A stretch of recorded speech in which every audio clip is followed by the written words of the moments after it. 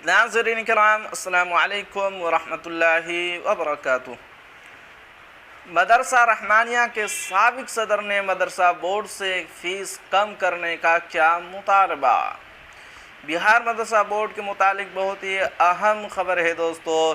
खबर से पहले आपसे एक छोटी सी गुजारिश कि अगर आप हमारे चैनल पर नए हैं तो हमारे चैनल को ज़रूर सब्सक्राइब कीजिए और बेल आइकन के घंटे को भी ज़रूर दबा दीजिए, क्योंकि मैं आपके लिए इसी तरह की खबरें लेकर आता रहता हूं। अब चलते हैं खबर की तरफ। साबिक सदर मदरसा रहमानिया महसूल मोहम्मद अरमान अली ने फ़ौक़ानिया और मौलवी की इम्तिहानी फ़ीस में इजाफ़ा कम करने के लिए बिहार स्टेट मदरसा एजुकेशन बोर्ड के चेयरमैन को ईमेल के ज़रिए दरख्वास्त भेजी है।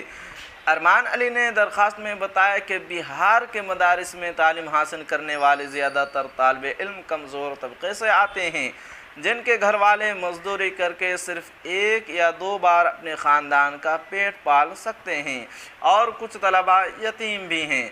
ऐसे बच्चों को मदारिस के असातिज़ा की तरफ से समझाने के बाद मदरसे में दाखिल कराया जाता है, उन्हें मुफ्त तालीम दी जाती है।